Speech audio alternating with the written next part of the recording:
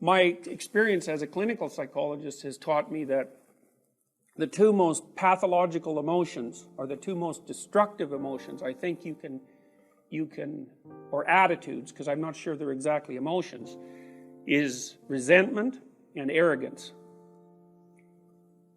And resentment seems to be something like the observation that the world is not a fair place, but worse than that, that it's not a fair place in a manner that's particularly unfair to you.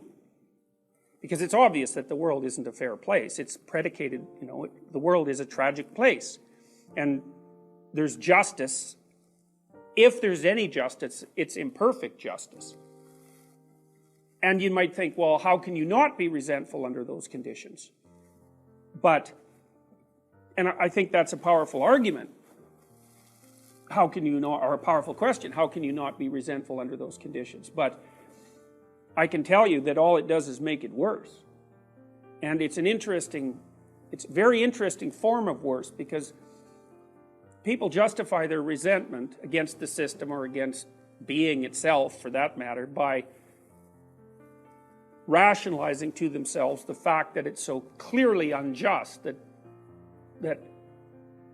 having any admiration or support for it verges on the pathological. But the problem with that is that as soon as you adopt that attitude, you start to act in ways that make the conditions that you were originally objecting to much worse.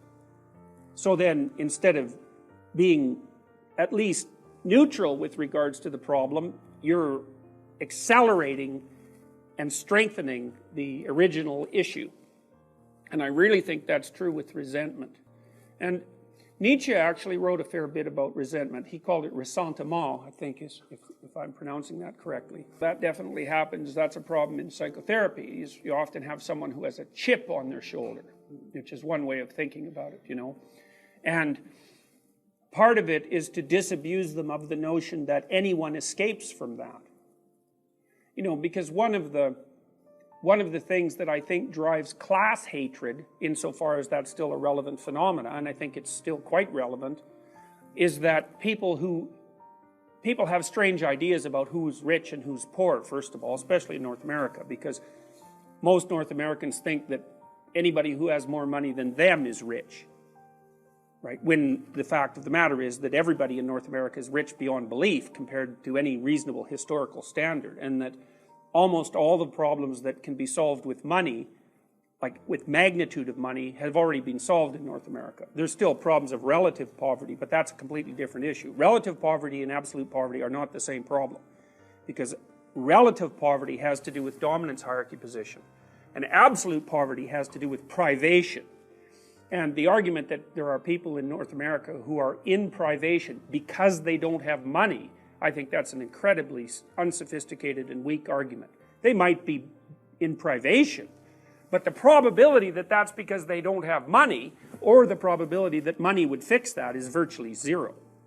So, for example, I've had plenty of clients in my practice, and the best times of their lives were when they had no money.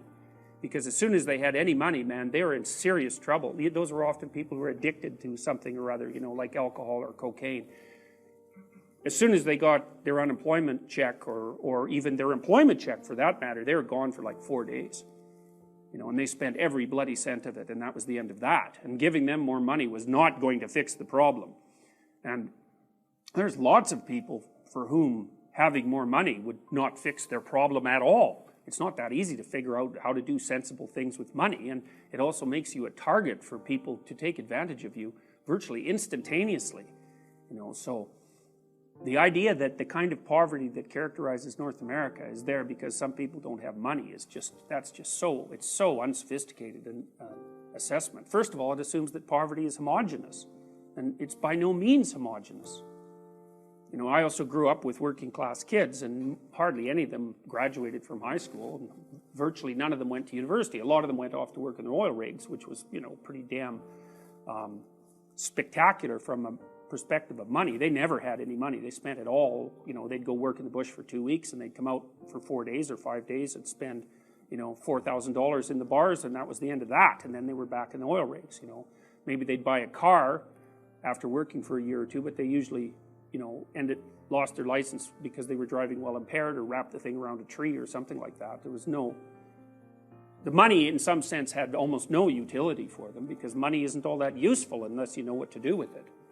So back to the resentment issue, you know, Orwell's comment on, and it's like a psychoanalytic comment in some sense. One of the things that psychoanalytic thought is really, really useful for is that it always makes you ask a question, which is, where's the other half?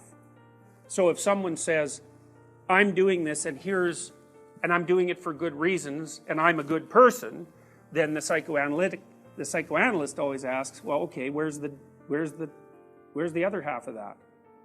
Like, is it projected onto someone else, which is almost always the case, or is it lurking around underneath, causing some sort of trouble that the person doesn't want to admit to? Well, that's very, very frequently the case as well. And so Orwell's diagnosis for the moral insufficiency of left-wing socialists, utopian left-wing socialists in the United Kingdom, was that they were just resentful, especially the intellectuals. And the reason they were resentful was because even though they were smart and privileged and well-placed, say in universities and so on, there were lots of people around who had more money and theoretically more power than they did, and that was annoying. And so what they did to reconcile themselves to that was to pretend to be advocates for the working class, but all they were doing was masking their own resentment about being improperly rewarded by the power hierarchy. And when I read that, and I wasn't very old, I was probably 17 or so when I read that, I thought, that's exactly right. He got it exactly right.